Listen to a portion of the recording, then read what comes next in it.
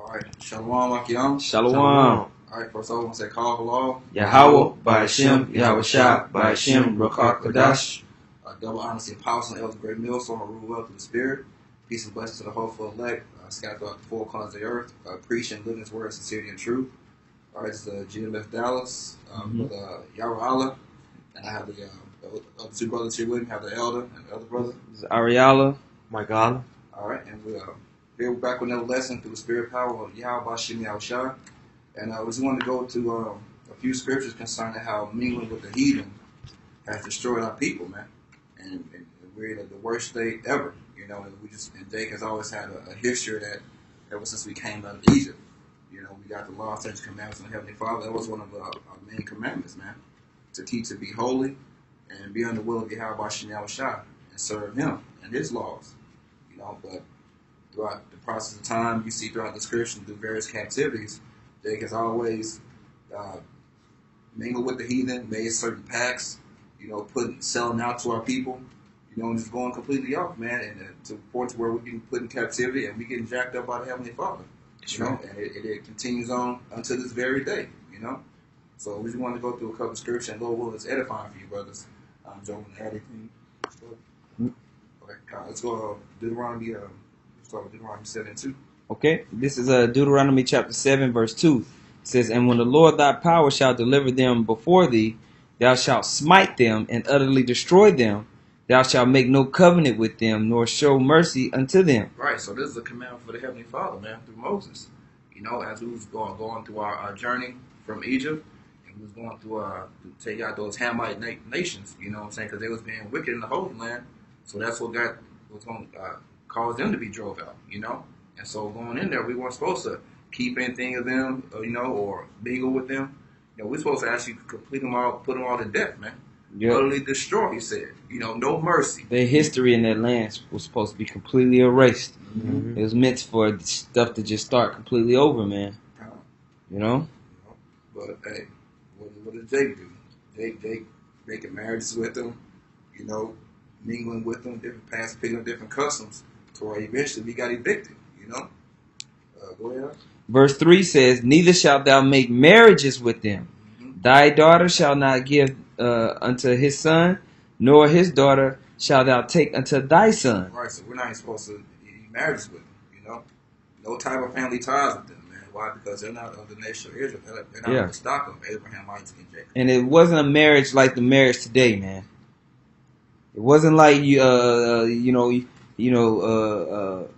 Mbundu met one of our women at the club, and they went out, and he smashed, and they got married, and then they invited you to the wedding, and you eating cake. No, man, marriage is way more complex back then as far as nations, especially when you want to talk about nobles and kings and lords of nations, okay? Because that ultimately was the biggest problem, which, you know, we're going to get into here in a minute, is that when you make these marriages, man, it's like a real trade, man. It's like it's like a culture trade, man. There's promises that are made for you to be in those lands and to help increase certain lands and opportunities and vice versa. Okay? So the Most High was like, nah, bro, I want them up out of here because eventually we're going to get off we're going to take this whole region, you know? So we wasn't supposed to be making no marriages. Okay? That's why even amongst our tribes, you know, that they weren't really trying to marry like that because we all had our lots. That's you know right. So you don't want Judah taking over all of Manasseh, you know what I'm saying? That's exactly what happened, man. You know? So then that whole tribe's inheritance will be wiped out. Mm-hmm. You know? So that's why Most High set up that way as well. I'm gonna reiterate what you just said so it's not missed. Whenever the lands and the boundaries of the nation of Israel were given to each other, you might have Manasseh over here, Naphtali over here, Judah over here. You don't want to be trading your daughters off to the other tribe and they having rights to certain lands and opportunities and vice versa, or to decrease the portion of the land of Judah, or vice versa, the land of Manasseh, or whatever. So it wasn't just marriage was a big deal back in the day, man. You know. Actual business. It's a business. That's right, champ. That's why those you might hear about certain higher ups be still do that to this day. They do it as a business transaction. Mm-hmm. But low level people, they just popping and marrying and doing all type of crazy shit. But they still kind of do that to this day. That's right, Chuck. Verse 4. Verse 4 says, "For they will turn away thy son from following me, that they may serve other gods." And that's the biggest issue right there. Yep. "So will the anger of the Lord be kindled against you and destroy thee suddenly." Right. So that was like the other said, that was the biggest issue, man. Doing that mingling with those other nations, we started serving other gods, man. Eventually getting accustomed to and started doing the ways of the heathen, man. That's why Jeremiah 10 said, "Learn out the ways of the heathen." Done. Right? But it's gonna what has it done? It angers the Heavenly Father. So now He started bringing curses on us. Bring plagues upon us and destroying us, man. That's why that was the ultimate thing. So now we see it to this day. Now we're in Babylon. Babylon the Great. Because we had a history of just mingling and following the other gods. Is that it? And a little bit more. Verse 5 says, "But thus shall ye deal with them. Ye shall destroy their altars, and break down their images, and cut down their groves, and burn their graven images with fire." Right. So we're supposed to destroy any remembrance of any of their false gods, man, because they're not real gods. Mm-hmm. Those are gods out to just complete utter disgust and filthiness, to where they follow their gods, and the other nations doing all kind of wicked acts. That particular reason, that's why all that homosexuality and all that bestiality and all that different stuff was going on, man. That's why Canaan had to be put out. Started with Ham with his gay self. To where Canaan was cursed. God, you got it. Exodus 23:32. "Thou shalt make no covenant with them, nor with their gods. They shall not dwell in thy land, lest they make thee sin against thee." Right, so we're not supposed to make no covenants. It's here again in Exodus. And Jake he be talking shit about the Bible, how it's repetitive. Well, you got to repeat stuff with Jake sometimes. But Jake is hard-headed. The Most High reiterate this because he was serious about this, man. We weren't supposed to go out there horn after any other gods. Why? Because these other gods are false, man. They didn't do nothing but breed in vanity, falsehood, decadence. All these things that are against his ways, So he was dead serious about not serving any other gods. Okay, go ahead, Art. For if thou serve their gods, it will surely be a snare unto thee. Right, it'll be a snare unto us, because those other ways are death. It'll end up putting us in situations where we'll get put to death. It's detrimental to our health-wise, because these other nations are disgusting. All type of things. So that's why we weren't supposed to serve them, because it would be a snare and trap us up to where Jay looking the way they're looking today, man. Into any and everything, bugged out their mind, accepting any old type of way. So it's a snare. It will be a snare unto us, like I say, even unto this day. Let's go look at that Psalms 106. This is Psalms 106:34. That they did not destroy the nation concerning whom Yahweh commanded them. Right, so we didn't fully destroy them, man. We didn't do what we were supposed to do. Go ahead. But were mingled among them, among the heathen. But were mingled among the heathen and learned their ways, their works. And they served their idols, which were a snare unto them. Yep. So we learned their works. Instead of destroying them, we mingled amongst them and started taking on to their customs, man. Yep. And you can read about this in the book of Judges, how we are the Most High we had judges to be raised up. In between the time, we will have time of righteous judges, that will come on the scene, and then we will get out of captivity, so to speak, or out of tribute to the nations that were round about. Okay, and they will have tribute to us.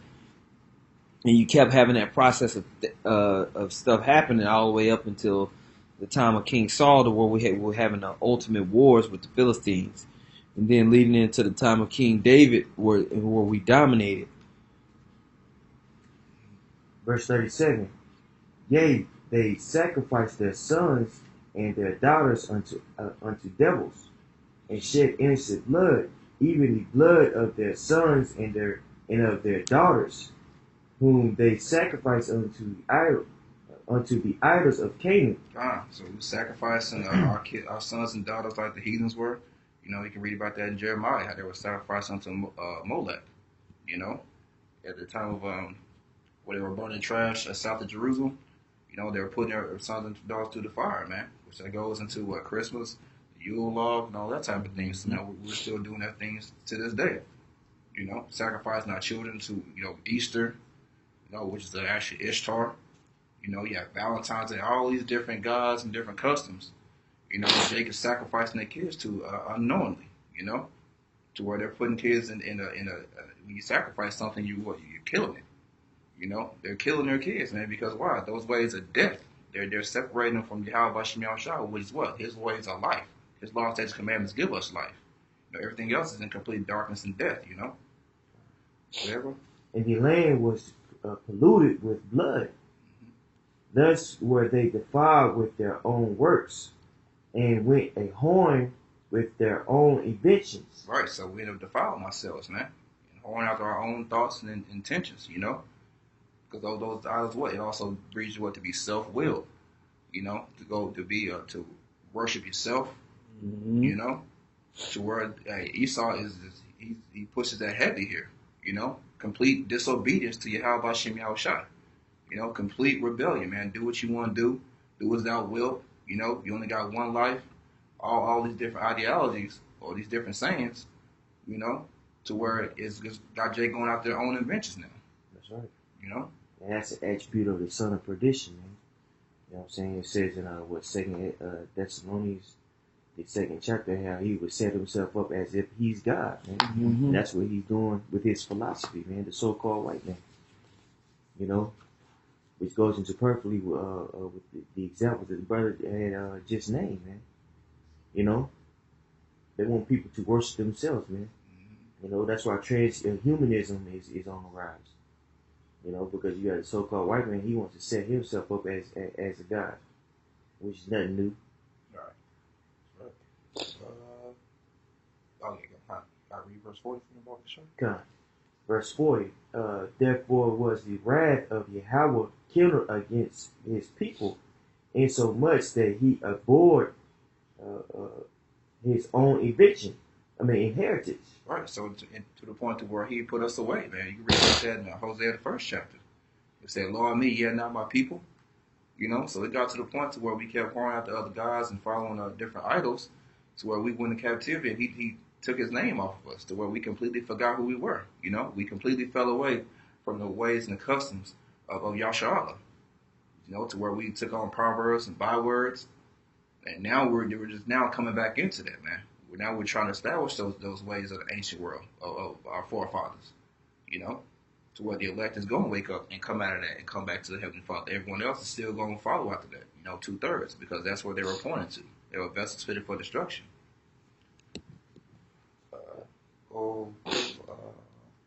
That should be on there. Actually, you can read the next verse. Okay, good. Verse 41, and he gave them into the hand of the heathen, and they that hated them ruled over them. Right, so Jay wanted to be mingled with amongst the heathen so much, the Most High ended up putting us in captivity under various different heathen empires, you know, to where they start ruling over us and really putting hell on us, you know. That's on that. Boom. You say you want to get that First King? Mm-hmm. Okay. I want to just get an example of what happened after the time. There was a dream. I believe it was a dream. Let's see. No, it was a prayer. This is First Kings chapter 9,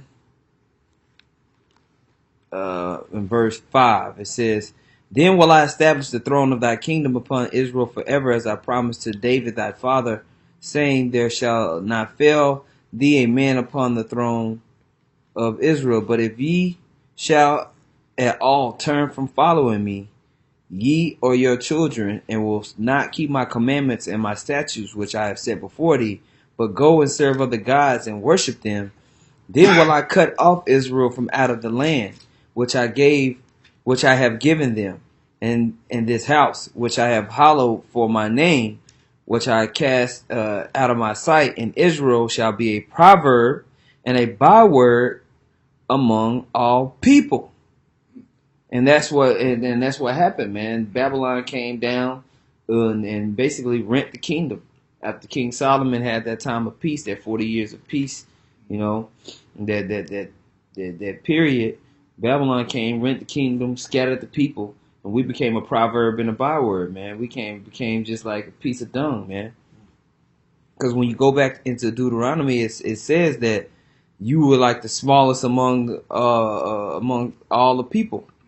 You know, let me see if I can find it in Deuteronomy 7. Is it 7:7? Deuteronomy chapter 7 verse. Yeah. Boom. Deuteronomy 7:7. The Lord did not set His love upon you nor choose you because ye were more in number than any people, nor were the fewest of all people. But because the Lord loved you, and because He would keep the oath which He has sworn unto your fathers, have the Lord brought you out with a mighty hand, and redeemed you out of the house of bondmen from the hand of Pharaoh, king of Egypt.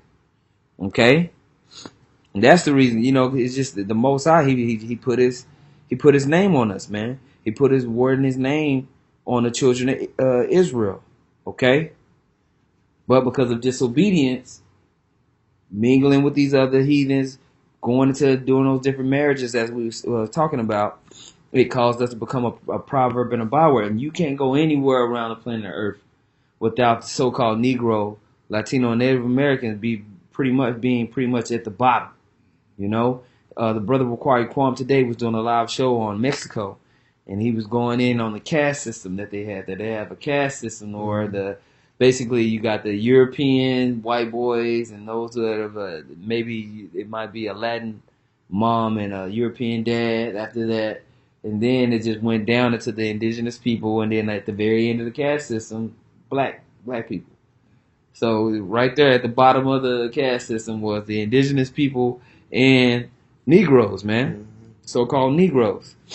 Showing you we a proverb and a byword amongst these people, man. They go in, change the borders, and reestablish it to where you in this certain cursed position socioeconomically. Okay? It's just a part of the game. So I just wanted to read that. I know you want that in Ezra 9? Or did you have something else? Okay, I thought you were talking about that First Kings 11. Oh no, I haven't read that yet. I read 1 Kings 9. I was gonna get 1 Kings 11. It's 1 Kings 11 and let me see 1. 1 Kings 11 and 1. Let's check this. It says, "But King Solomon loved many strange women, together with the daughter of Pharaoh, women of the Moabites, Ammonites, Edomites, Zidonians, and Hittites." So King Solomon had a whole bunch of women, man. Yeah. From all nations. That's what a king does. Yep. And then with Jacob trying to justify this, saying that because he had more than one wife, that's why the kingdom was rent from him. No, man. The scriptures clearly break down why the kingdom was rent from him. Because he was following after the gods, which is going to actually break down, We wasn't supposed to be mingling and marrying amongst these other nations, man. Because it leads to you mingling in every type of way with those people, man. And you gonna taking on their customs. It says, "Of the nations concerning the which the Lord said unto the children of Israel, ye shall not go into them, neither shall they come into you, for surely they will turn away your heart after their gods.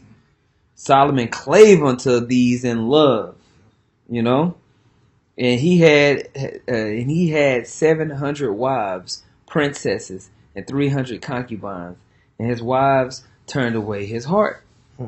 Boom. His wives turned away his heart, man. That's what it was, It wasn't that he couldn't do it, just for the sake of, you potentially you can endanger yourself by also venturing into what they believe and falling after their gods, man. Yep. And this happened when King Solomon was more up in age, so, that you see today, in the older days, trying to please them with young things, what I'm saying? You get a little weak to them every now and then, Mm-hmm.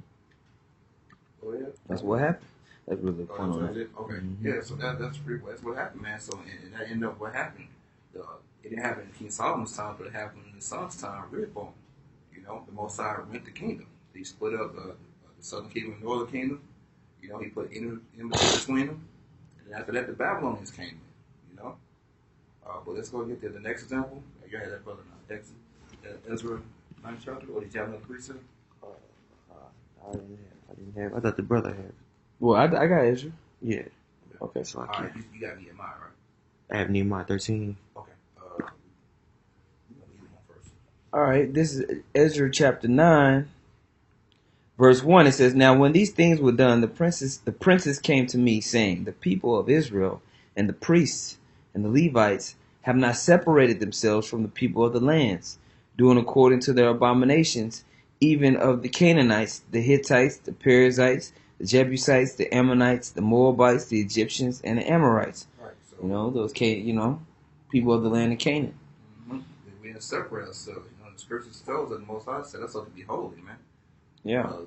That means to be separate. We're supposed to be separated from these other people. We're supposed to be actually be the beacon of hope and mercy and the standard. When you read Deuteronomy 4th chapter, they're supposed to look to us for the ways as what to follow. But instead, Jake was always following and mingling with the rest of the heathen, man. And so in this account, he said they found out it was a report that they weren't separating themselves. So go ahead. God, man. And so, when we're reading about this, we're reading about the time that the nation of Israel was returning from the Babylonian exile. Okay? And they were trying to put things together.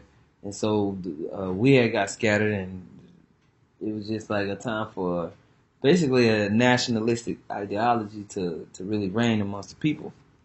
Okay? It says, verse 2, it says, For they have taken their daughters for themselves and for their sons, and the holy seed have mingled themselves with the seed of those lands.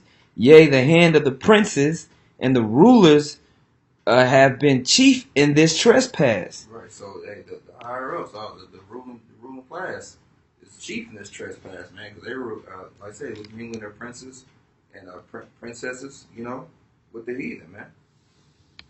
That's right. And when I heard this, I rent my garment and mantle, and plucked off the hair of my head and of my beard, and sat down astonished. Ezra's lost it, man. Mm-hmm. That shows you how in the spirit we were back in the day, to where you to pluck out your own beard, and rent your own clothes. That's a heavy spirit, man. So that it was a serious thing, man. Let's go ahead. Let's see. Skipping down to verse 11.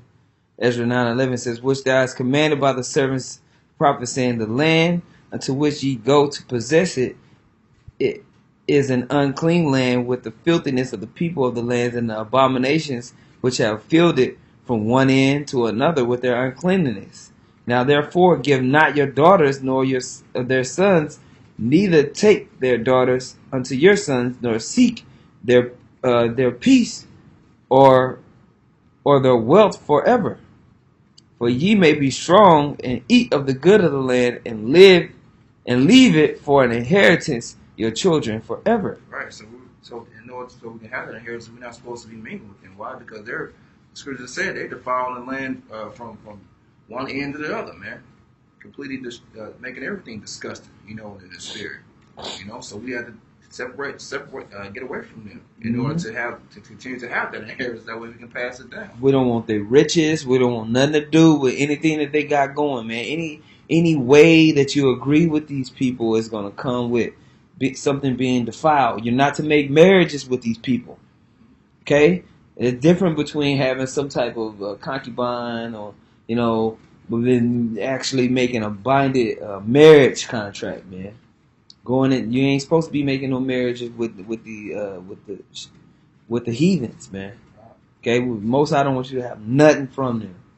Especially when you chief amongst your people, that's the beginning of destroying your whole inheritance and legacy amongst your people, man. That's right. Rooting out the existence, They could potentially wipe out Israel doing that. That's right. That's right. Okay, let's really point on that one. Let's get to Nehemiah. Sure, This is a similar account, pretty much, but it just kind of goes further into it. Mm-hmm. Start from 23. 23. Nehemiah. This is Nehemiah 13 and 23. In those days also saw I Jews that had married wives of Ashdod and Ammon and of Moab. And their children spake half in the speech of Ashdod, and could not speak the Jews' language, but according to the language of each people. Right. So they were married in Ashdod. The people of Ashdod, Ammon, and Moab. It got to the point where they were so deep in their customs that our kids couldn't even speak Hebrew. You know, they couldn't even speak in the Jews' language. They spake half the speech of Ashdod, and then the rest of the language of each other people. You know, to where our children weren't even learning Hebrew anymore. Couldn't even speak a lick of Hebrew. You know, and when you take away somebody's language, man, that's a big part of their culture. That's the way you communicate culture is through language. You know what I'm saying? The tradition, the oral tradition, is extremely important amongst our people, man.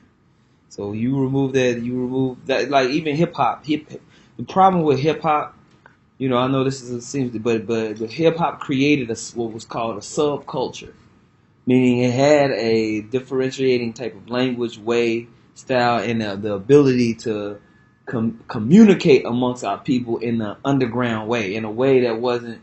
It was a different language. You see what I'm saying? So they had to infiltrate that shit, man. Because you can't, if you want to keep a person suppressed, and this is what we were talking about, the Hellenization process was extremely powerful because it forced absolute submission, and you had to come into all Greekish fashions, chiefly the Greek language and tongue. So that'll switch your whole stuff up, you know? And that's why the so-called white man pushes westernization on the other countries, man. That's why you're seeing gay parades in the Middle East now, and that was unprecedented shit 10 years ago. Why is that? Because it's about control, you know. And he does that with every culture, man. You know what I'm saying? He'll Romanize, you know what I'm saying, people. You know, back when Rome was around, they wouldn't just go and just take over the land. They would actually hire the young people of that region to be Roman soldiers, man. And that's how that Roman Empire became bigger and bigger, man. You see? Now America does that with this proxy wars, man. You see? So they use that as a means, their culture as a means to spread, you know what I'm saying, their wine. Their wine and also their empire, man. Scripture and tongue walking throughout the earth, man. You know, talking, they talk, you know, following their decrees and operating the way they was have you operate, man. Okay. Yeah. Like Adele said, that's control, man. Mm-hmm. Complete control. Go ahead, All right. Verse 25. And I contended with them and cursed them and smote certain of them and plucked off their hair and made them swear by the Most High, saying, we shall not give your daughters unto their sons, nor take their daughters unto your sons, or for your sake, for yourselves. So we got to the point in the mouth, so in the spirit, he started kicking ass. You know, smacking, plucking off their hair, you know, and forcing them to swear, man. It was that serious and that dire of a situation, man. Like, what are you doing, man? Doing this will get us wiped off the map, man, potentially. You know? And that's what we're telling our people today in the spirit, you know? We're not physically putting hands on people that we want to, but we tell them, hey, man, separate yourself, man. Come back to the law, such a commandments of the Heavenly Father, man. Leave these devils alone, man. Get in and get out. You know, use the word but not abuse the word. But carry yourself as an Israelite. Don't marry into these people. Don't bind yourself with these people, man. Mm-hmm. You know, in no type of way, man. Don't worry about what they got. You know what I mean? In that way, man. We ain't carrying none of that into this kingdom or what we trying to do, man. You know, you got to deal with these other nations with a mindset of separation. You know. Right, but people don't want to take heed, man. 2/3 won't. That's why they're gonna be put to death. You know. And that's why they're in the state that they're in. We're giving them understanding as far as that. You know, consider your ways, man. Look what kind of situation you're into. It's because you're doing these things. Because you made a covenant with that, man. Which is the ways of the heathen, man. You're mingling all with these heathens. So you taking over their culture and showing and flipping it up, and they're using you now. Man. You know? That's pretty much the point that you want to go into. That was the point for that speech. Let's get second Maccabees 4. That's pretty much all I had. Let's try something else. You mind grabbing second Maccabees 4 out? Sure. Precept I'm looking for. See if I can find it. Right here. So verse 7 to verse 10. Okay. This is second Maccabees 4. Start at 10. Verse 7. Second Maccabees 4 and 7. But after the death of Seleucus and Antiochus called Epiphanes, took the kingdom. Jason, the brother of Onias, labored under hand to be his priest, promising unto the king by intercession 303 score talents of silver, and of another revenue 80 talents. Besides this, he promised. So this guy Jason, my brother Onias, he was laboring in an underhanded way to become high priest, to be appointed to that position. You know, I promised to what? To pay tribute to the king. You know. Go ahead, on. But this he promised to assign 150 more, if he might have license to see him up a place for exercise and for the training up of youth in the fashion of the heathen, and to write them of Jerusalem by the name of Antiochus. Right. So he decided to give more money, but also that he may have a permission. You know what I'm saying, to have a place of exercise. You know. That's what them Greeks working out naked and going on, all that. That's where that stuff comes from. They wear gymnos, or gym means naked, you know. So that's how they were doing that, all that madness back in the day. But he also was training up the youth in the fashions that he, you know. He said, man, if you let me be high priest, I can also bring in my people and train them up in your way, you know. And that's how they do even to this day, man. You know, these different leaders. Al Sharpton, all these so-called political leaders, you know, Esau sets them up to what? To bring him into the fashion more under their ways, you know. So there's nothing new under the sun, but this is just another example of mingling with the heathen will get you destroyed, man. Verse 10, which when the king had granted, and he had gotten into his hand the rule, he forthwith brought his own nation to the Greekish fashion. Right, so he brought his own nation to the fashion, the Greekish fashion, man, the ways of the Greeks, you know. And like I mentioned earlier, that Hellenization period was real heavy, man. Oh man, unprecedented. You've never seen an expanse and domination of a culture on that much lands, on that many different lands at that time before. So it was scientific. Hellenization was a scientific process of getting people underneath your spell, basically becoming God of the world, you know. But Pharaoh, and they did it in Egypt, but not to this level. And Rome came in afterwards and just made it into where it's described as a dragon in the book of Revelation, you know. I got a precept. Okay. All right, this is the book of Ezekiel, chapter 5, verse 5. It says, "Thus saith the Lord power, this is Jerusalem. I have set it in the midst of the nations and countries that are round about her. And she have changed my judgments into wickedness more than the nations." Right, so Israel got to the point to where we were more wicked than the other nations, man. Mm-hmm. You know? That's why Scripture say that we go past the deeds of the wicked. You know? Jake went hella off. Mm-hmm. You know?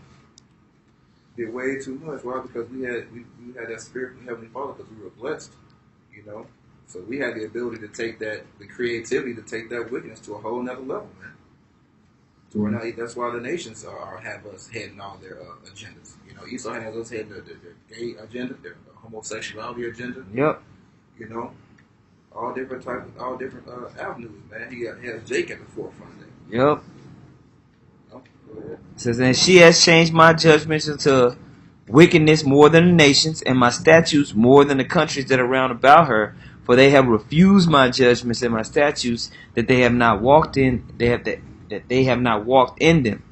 Therefore, thus saith the Lord power, because ye multiply more than the nations that are round about you, and have not walked in my statutes, neither have kept my judgments, neither have done according to the judgments of the nations that are round about you. Therefore thus saith the Lord power, behold, I, even I, am against thee, and will execute judgments in the midst of thee in the sight of the nations. Right. So so the Most High completely tore us down in front of the whole world, man. Mm-hmm. To where now that's what the nations were looking for. You know, to where now they're in cahoots to keep us down, keep us keep pacts with us. You know, but it ain't just so they could be cool with us. Yeah. It's systematic and it's well thought out to destroy us, man. Because they know them actual nations that are actually privy to their ancient names and their ancient customs. They know if we on top, that's their ass, man. They got to be brought down. They gonna be brought down, you know. So they do their best to, like Psalms 83rd chapter. Rule over us. Yep, they keep us down and to rule over us, and they all in cahoots with that, man. You know, but it ain't because they love us and they enjoy our company. You know, Yeah. They know we on top, they gonna be on the bottom. So there go, they on top, we gonna be on the bottom. You know, so and by us being disobedient and mingling, Most High has cast us down in front of the whole world. So where now we're a proverb and byword. No matter where you go, we looked at on the bottom as being on the bottom. You know, we treat it as being on the bottom. We relegate to all the hoods, ghettos, barrios, and reservations and all that, man. That's right. Because what? We could not stay away from them filthy ass heathens, man. Right. And do what was commanded of us. You know, to be holy and be separate. You know, but they will also follow after the new thing and follow after new gods. You know, that's why Jeremiah says, of course, that cities are the gods of Jerusalem, loosely paraphrasing. You know, Jake worship everything under the damn sun, man. You know, Islam to Egyptology, Buddha, Christianity. You know, Jake even they got some Jake that's even atheist now. You know, that comes from what? Mingling with the damn heathen, man. Was that everything? Yeah, that's it. Okay. Did you have anything else, man? Nah. Pretty much think the points been made. You know, so like I said, just wanted to go through that and just go through some few examples of showing how mingling with the heathen has always got us jacked up, man. Time. You know, so Lord willing, it was edifying for y'all. So again, just want to say, call Allah. Yahweh, by Hashem, Yahweh Shah, by Hashem, Ruach HaKodesh. Double honor to the apostle, Elder Brett Mills on Ruel. Peace and blessings to the elect. Shalom. Shalom.